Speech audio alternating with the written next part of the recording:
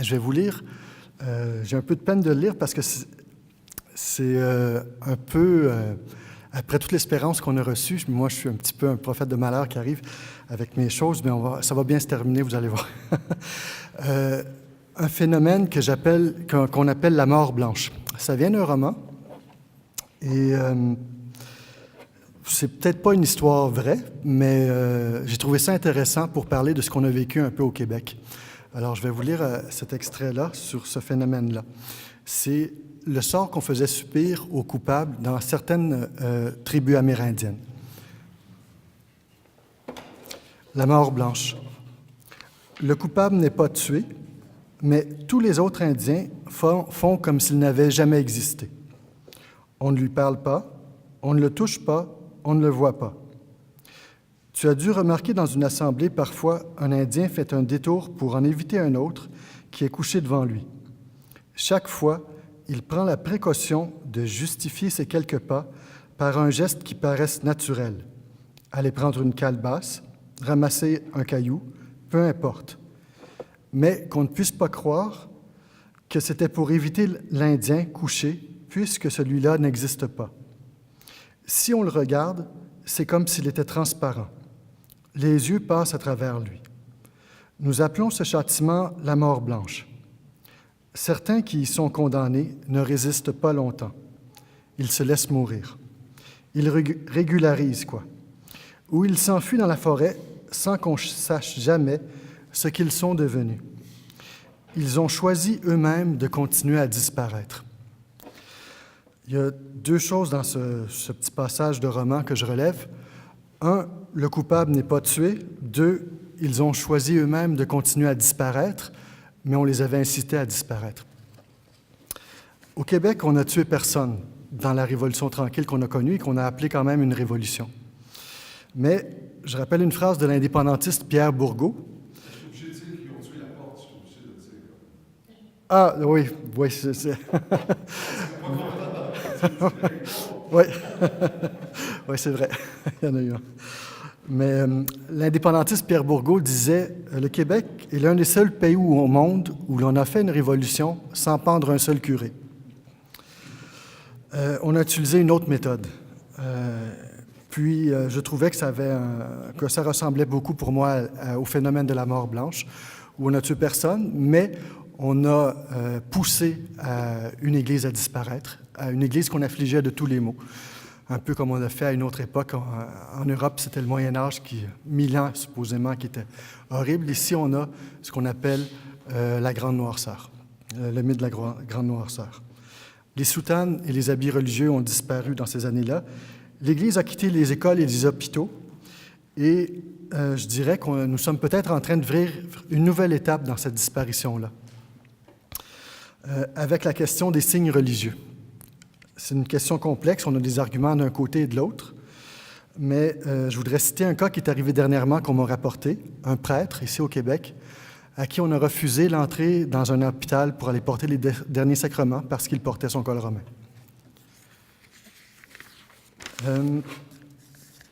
J'ouvre une digression sur la question des signes religieux. Toujours dans cet esprit-là, il y avait un politicien français, anti-chrétien, virulent. Il partageait sa stratégie. Il disait que la civilisation chrétienne allait disparaître il y avait deux moyens, deux façons. Soit par le remplacement par d'autres religions, par exemple par l'islam, soit par une législation qui, pour ne pas faire deux poids, deux mesures, allait restreindre toutes les religions, dont le christianisme. Dans les deux cas, par un remplacement ou par l'effet de réaction par la législation, on a ce recul-là du christianisme. Je vous ai parlé tantôt de cette aumônier-là dans un hôpital, mais je pourrais vous dire aussi que, par exemple, une religieuse, il y a encore des religieuses qui enseignent dans les écoles avec le costume, très peu, mais il y en a encore. Si la loi passait des signes religieux, est-ce qu'elle pourrait le faire encore? Est-ce qu'elle serait obligée de quitter ou est-ce qu'elle accepterait de quitter leur costume religieux? Et c'est une question importante pour nous parce que dans le cœur des parents, beaucoup de parents désirent retrouver une école catholique. Et donc, on a vraiment besoin, pour ça, du support de communautés religieuses, du support. C'est toute la vie religieuse avec son apport qu'on a de besoin. Et on vient de passer avec la loi qui s'en vient, même si on n'en a pas conscience. C'est souvent mis sur le dos d'autres religions. On veut se protéger de l'intégrisme, du fanatisme, mais on va perdre un autre droit encore de ce côté-là pour la religion chrétienne. Alors, c'est un pensez-y bien de ce côté-là. Je vais revenir pour les questions à la fin. Ouais. Alors, ça pourrait aller jusqu'à interdire la petite croix. Il y a des communautés religieuses, maintenant, un prêtre est seulement qu'une petite croix, mais ça pourrait aller jusque-là.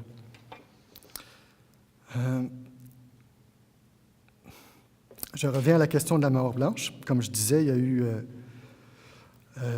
un effacement de l'Église. On parle souvent de l'effacement volontaire de l'Église. Là-dessus, je voudrais apporter un bémol. Il y avait l'économiste et nationaliste François-Albert Anger, un ancien président de la Société Saint-Jean-Baptiste, un grand catholique. Il enseignait au HEC.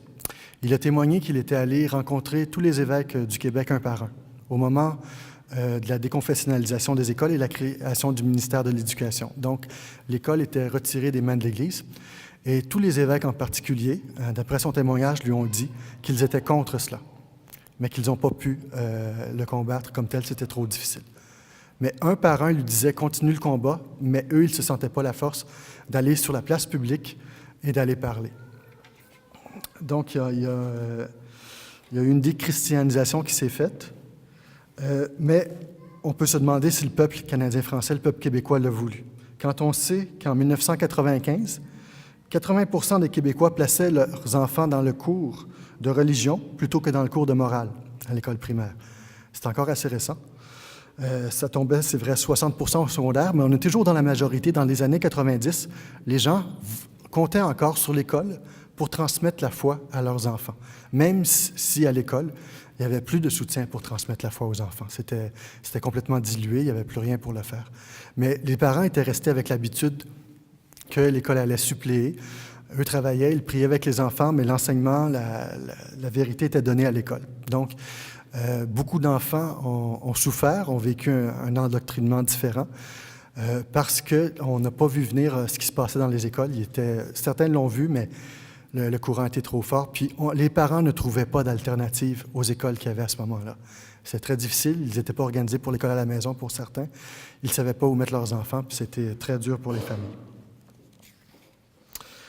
Donc, on a parlé de la mort blanche dans l'éducation, dans le système hospitalier, mais c'était une mort qui n'était pas seulement là, c'était une mort dans tous les domaines, donc dans le domaine de la culture aussi, dans le domaine de la vie des arts.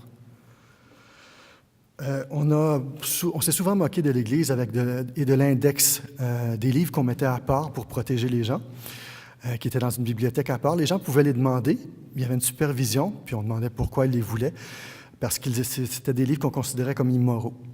Donc, on s'est moqué de ça, mais l'Église protégeait les gens avec ça, et il y avait une très grande honnêteté de l'Église, parce que ces livres-là ne disparaissaient pas, ils n'étaient pas oubliés. On reconnaissait, par exemple, les qualités d'un auteur, on allait prendre des passages de cet auteur-là pour enseigner la littérature française quand même. On allait chercher ce qu'il y avait de bon dans chacun. Mais, oui. Puis, c'est ça, excusez-moi. C'était très important au niveau de la littérature, ce choix-là qui était fait. Il y avait un auteur qui n'était pas catholique du tout, André Gide, qui disait « Après avoir lu un livre, je ne serai plus jamais le même pour la vie. » Et je pense que ça peut s'appliquer dans bien des cas, en bien ou en mal. Mais il y a des livres qui ont un impact extraordinaire. Lorsque vous allez visiter la bibliothèque de l'Université de Montréal, vous allez trouver une section justement avec les maîtrises et les doctorats en littérature française. Lorsque vous regardez les sujets de maîtrise et de doctorat jusqu'aux années 60, vous allez trouver des auteurs et beaucoup de maîtrises sur des auteurs catholiques extraordinaires. Vous tombez aux années 60 et après, plus rien. Plus rien, ces auteurs-là, ils ont été remplacés par les auteurs nihilistes et c'était une volonté, c'était volontaire des professeurs de faire comme ça. J'ai eu le témoignage, j'ai rencontré le directeur des études de l'Université de Montréal dans les années 90. Et je lui demandais pourquoi tel auteur n'est pas étudié. Et sa réponse était très claire. Ces auteurs-là ne sont pas étudiés parce qu'ils sont catholiques, point. Et tout de suite après, le directeur du département d'études françaises à l'Université de Montréal commence à me citer par cœur des textes de Bossuet, d'autres auteurs catholiques, en me disant qu'ils sont complètement géniaux. Et en me montrant comment ces auteurs-là étaient complètement géniaux, génial, et comment il était émerveillé. Une soirée comme ça, où il me citait par cœur ces auteurs-là, mais je peux vous dire une chose, on n'en a jamais entendu parler dans les cours. On pouvait aller dans un cours de théâtre du 20e siècle sans que le nom Paul Claudel soit énuméré à l'Université McGill comme à l'Université de Montréal. Et c'était volontaire. C'était considéré comme des auteurs qui étaient croyants, qu'on mettait de côté parce qu'ils se voulaient édifiants. Et c'est ça, ils étaient censurés. Comme René Bazin, qu'on appelait à l'époque le Frangelico des lettres. Si vous avez l'occasion de lire un de ses livres, c'est extraordinaire. Un autre exemple que je voudrais vous donner au niveau de la culture, on se plaint souvent de la couverture des médias par rapport à l'enseignement de l'Église ou sur la religion, ou des choses comme ça. Parfois, on dit qu'ils sont ignorants de ces questions-là, mais je voudrais simplement donner l'exemple qu'au début des années 2000, à l'AMECO, l'Association des journalistes catholiques, on avait indiqué que 95% des journalistes catholiques n'avaient pas de carte de presse. Et je peux donner l'exemple. Moi, je l'ai eu 2 ans, mais la 3e année, on m'a questionné sur ma foi, sur ce que je pensais du pape, sur l'enseignement de l'Église et sur l'esprit critique que je pouvais avoir par rapport à ça, pour terminer en disant que je ne pouvais pas être assez objectif pour être journaliste. Et la carte de presse a été refusée à ce moment-là. Comme je vous dis, l'information que j'avais à ce moment-là, c'est 95% des journalistes dits catholiques qui se faisaient refuser leur carte de presse, qui ne l'avaient pas. Et on en a besoin pour travailler, même pour les Journées mondiales de la jeunesse, quand on y allait, on a besoin de la carte de presse à présenter pour pouvoir approcher, faire des interviews, n'importe quoi. C'était refusé. Et je suis allé en appel, c'était Anne-Marie Dussault qui était là à ce moment-là, et elle a refusé pour les mêmes raisons. Comme c'est une fédération qui est privée, le gouvernement n'a pas de pouvoir là-dessus, mais c'est quand même celle qui est reconnue officiellement pour les journalistes au Québec. Donc, il y avait l'écrivain Chesterton qui avait une phrase très forte, une phrase prophétique. Il disait « Un jour, ce ne sont pas les médias qui vont être censurés, ce sont les médias qui vont censurer la pensée. » Et je pense qu'on en est à ce point-là, où ce sont les médias qui censurent et qui contrôlent la pensée. On parle beaucoup du politiquement correct, mais c'est eux qui le font. Un autre exemple que je voudrais donner, je vous donne des exemples, c'est pour montrer à quel point il y a eu, pour moi, vraiment un phénomène de censure très, très fort au Québec et qui est toujours là. Si vous alliez dans une vente de livres de bibliothèque scolaire il y a quelques années, vous alliez trouver des choses merveilleuses, des trésors, parce que les bibliothèques scolaires expurgeaient tout ce qu'ils avaient de littérature catholique. C'était fait clairement comme ça, puis en tout cas, moi, j'avais plus de place pour aller chercher mes livres là, dans ces bibliothèques-là, tellement je trouvais des trésors.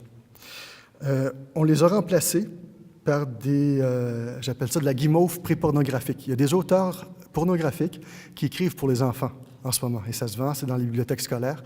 Et comme ça, ils préparent leur lectorat, ils vont connaître ces auteurs-là, à suivre par la suite, à aller vraiment dans la littérature pour adultes ensuite.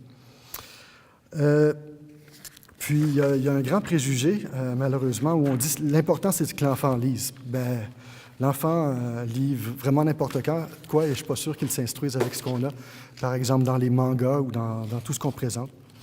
J'ai eu l'occasion de travailler dans une maison d'édition québécoise, pas très longtemps, mais j'ai entendu l'éditeur qui disait à un auteur, justement, d'ajouter des scènes de sexe adaptées à l'âge, mais pour les enfants, pour que ça se vende mieux, tout simplement. C'était pas du tout une question de qualité littéraire. C'était vraiment, c'est ça. Une amie catholique bibliothécaire à Montréal, qui travaille présentement, me confiait que sa directrice refusait de l'achat de livres où l'on parle du Christ. C'est tendancieux. C'était l'argument qu'elle donnait, c'est tendancieux. On ne prend pas ça pour notre bibliothèque. Ça, c'est sans parler des éditeurs qui vont purger des anciens livres de toute référence au christianisme. Il y en a peut-être qui ont connu le Club des 5, qu'on lisait quand on était petit, de la Bibliothèque Rose. C'était des aventures, c'était très intéressant. Ça va arriver parfois dans ces petits romans-là, où les personnages, ils étaient 5, c'était des enquêtes de détectives, ils allaient à la messe, puis c'était naturel, ils avaient des choses comme ça qui étaient décrites. Les éditeurs ont censuré ça. Maintenant, ils vont à la foire s'amuser. Ils ont changé ça, les auteurs sont décédés, et ils ont réécrit les livres pour expurger ce qui pourrait être chrétien dans ces livres-là. Et un exemple que vous allez plus connaître, la nouvelle mouture des belles histoires des pays d'en haut par rapport à l'ancienne mouture. C'est ça, on est descendu bas. C'est vraiment quelque chose de très différent. J'ai l'impression de vous parler seulement des anciens auteurs, mais ce que je peux vous dire, par exemple, une autre question que je pourrais vous poser, est-ce qu'il y en a qui connaissent Eugenio Corti ici? C'est un auteur italien qui est mort il y a quelques années, 3 ou 4 ans environ. Uniquement par le bouche à oreille, il est devenu le 4e auteur le plus populaire en Italie. C'est un auteur catholique extraordinaire là, du niveau des grands auteurs comme Dostoïevski et tout ça. On n'en entend pas parler ici. Vous ne le trouverez pas chez Renaud Bré. Uniquement si vous le connaissez à l'avance, vous pourrez acheter de ses livres. La censure est présente pour les auteurs catholiques actuels et je peux vous dire que ce n'est pas une question de qualité. Il y a de très, très grands auteurs aujourd'hui, mais qu'on ne trouve pas dans nos librairies profanes actuellement. Alors, il existe toute une culture parallèle chrétienne de très grande qualité, mais qui perce difficilement dans nos médias. Cette culture est extrêmement importante car elle apporte un élément dont nous avons immensément besoin dans notre monde, le témoignage de la beauté, de la vérité, de la bonté, sans esquiver le problème du mal, mais en l'identifiant bien comme tel et en inversant pas les valeurs, le bien à la place qui devient le mal ou le mal qui devient le bien. La culture chrétienne est devenue une culture des catacombes. Vous avez des centaines de groupes de rock chrétiens aux États-Unis dont les médias ne parlent pas. Vous avez toujours de la littérature qui ne sont pas vendus dans nos librairies.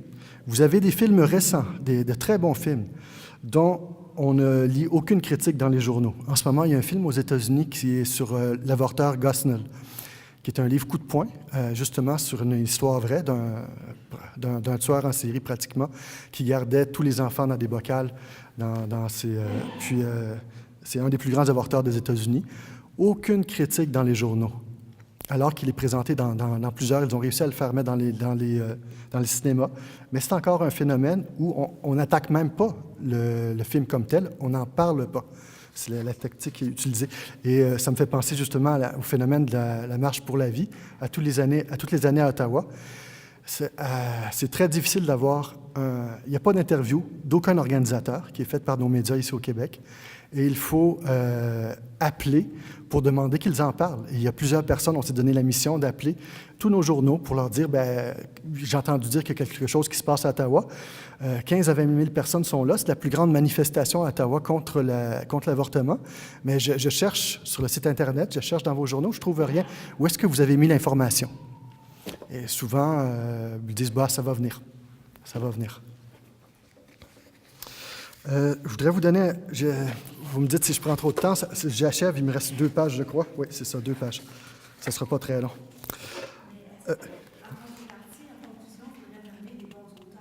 Oui, je vais vous en parler très rapidement. Oui. Encore un exemple de la force morale qu'on trouve dans les auteurs chrétiens catholiques. Un auteur qui est connu, c'est Tolkien, Le Seigneur des Anneaux. Et il est connu parce que toute sa littérature se fait de façon analogique. C'est des valeurs chrétiennes, mais pas nommées comme telles. Dans un de ses romans, il y a le personnage de Frodon, qui combat le magicien blanc, qui est un magicien qui s'est trahi avec les forces du mal. Et ce magicien-là, à la fin, il est entouré par les forces du bien, si on veut, et les gens se préparent à la tuer. Et on a l'intervention de Frodon, et un petit hobbit, et qui vient et qui dit « Ne le tuez pas, je ne veux pas qu'il meure dans cet état, avec le cœur dans cet état. » Trouvez-moi un autre roman profane où on trouve des réflexions de ce genre-là. Je voudrais juste dire que, même dans l'auteur René Bazin, vous allez trouver une profondeur et une vertu incroyables. Puis c'est d'une richesse, c'est intéressant, c'est une richesse qui a la vertu de la charité. C'est un amour qui déborde de renouvellement et de créativité. Tous les confesseurs vous diront que le péché est toujours le même, débordant de monotonie. Vraiment, c'est plus difficile de donner de l'espérance dans la littérature, mais il y a beaucoup d'auteurs qui réussissent et vous allez trouver des lumières, des choses extraordinaires là-dedans. Ils peuvent produire un éblouissement de l'intelligence et du cœur. Ils apportent une lumière vive, une paix profonde, un encouragement à aimer. Et on trouve un lien souvent plus direct dans la littérature par l'entremise de la beauté, par l'intuition, vers des vérités profondes qui vont nous toucher que parfois par la philosophie ou par la théologie qui s'adresse à l'intellectuel. J'espère ne pas avoir dit d'hérésie ici, là, c'est juste mon appréciation de la chose. Je termine, c'est pour ça que l'Association des parents catholiques, en ce moment, on a un projet. On désire fonder un centre culturel chrétien. Nous commençons bien humblement. Nous avons 90% de chances qu'on nous attribue le local à Notre-Dame de la Consolata, à la paroisse. C'est en train de s'assigner. Et ce que nous voulons faire là-bas, c'est choisir des livres de très grande qualité que nous mettrons à la disposition des lecteurs de tous âges. Nous en aurons pour les plus petits ou plus grands. Oui. L'église Notre-Dame de la Consolata, ce n'est pas encore en place, c'est en train de se construire, c'est-à-dire notre local, c'est au coin de Pineuf et Papineau. Oui. Oui, alors c'est chercher... oui, excusez. Papineau et Jean Talon. Oui, merci. Oui, oui, Métro Fabre, juste en face. Oui, oui. Donc, des livres pour tous les âges. On va dépasser les 7 à 77 ans des albums de Tintin. Pour les enfants, tout ça, qui vont être une véritable nourriture spirituelle. Souvent, dans la culture chrétienne, on cherche à protéger les enfants. Mais il y a beaucoup de livres qui sont plus que ça, qui nourrissent et qui vont donner une force, comme on dit dans la Bible pour Jésus, grandir en force et en sagesse, qui peuvent nourrir les enfants au niveau spirituel. On veut essayer de créer une ambiance. On va avoir des DVD, des films, une ambiance de musique classique et chrétienne, avec un coin pour les enfants, vraiment pour les jeunes, une section de magazines actuels, les magazines famille chrétienne. Il y a beaucoup de choses qu'on peut aller chercher en France, malheureusement. Ici, on en a moins, on a le Verbe, mais aller chercher de la nourriture comme ça, les magazines des communautés, Communauté de l'Emmanuel, Béatitude, le journal L'Homme de vous. Et il y a des magazines catholiques pour enfants aussi. Aller chercher tout ce qu'on peut de ce côté-là. Donc, il y aurait une belle bibliothèque à faire, qu'on est en train de travailler. Il y a beaucoup de gens déjà qui nous ont dit qu'ils vont nous donner des livres et nous donner du matériel. Et ce ne sera pas seulement que ça. Comme on commence avec un local, on va aussi vendre des livres usagés, qu'on va choisir également, et des livres neufs. On est déjà, je ne sais pas s'il y en a qui ont eu l'occasion d'aller voir ce qu'on a choisi avec Bertrand Fouché-Bélanger, mais en discussion avec eux pour que nous, on choisissions les livres neufs que nous allons faire venir. Donc, nourrir la culture actuelle aussi, avec tout ce qui se fait, qui sort dans l'année. Donc, on va intituler ça « Au trésor des catacombes ». 1, c'est une église italienne. 2, on va être au sous-sol. Et si vous allez à Notre-Dame de la Consolata, c'est assez extraordinaire. C'est des couloirs sinueux. On se promène partout. C'est vraiment extraordinaire pour les enfants. Ils vont s'amuser comme des fous. Ça fait que c'est vraiment intéressant. Puis, nous, on va essayer de créer une ambiance chaleureuse. Et on demande à tous ceux qui peuvent nous apporter des meubles, parce qu'on n'a rien, des tables, des chaises, des fauteuils, pour créer une ambiance, un tapis, un piano, n'importe quoi. On veut vraiment créer quelque chose de chaleureux où les gens vont être heureux de se rencontrer, de discuter, puis aussi de se nourrir de cette vie de foi-là, de toutes les façons possibles. Et nous avons besoin de vous, de vos prières, de votre présence encourageante, de toutes les formes d'aide, de mobilier. Et on espère que vous trouverez que c'est une bonne idée pour ressourcer les familles, pour ressourcer toute la famille catholique, tout le monde, et que ce sera utile pour former des chrétiens prêts à évangéliser dans le Québec et dans le monde entier. Merci.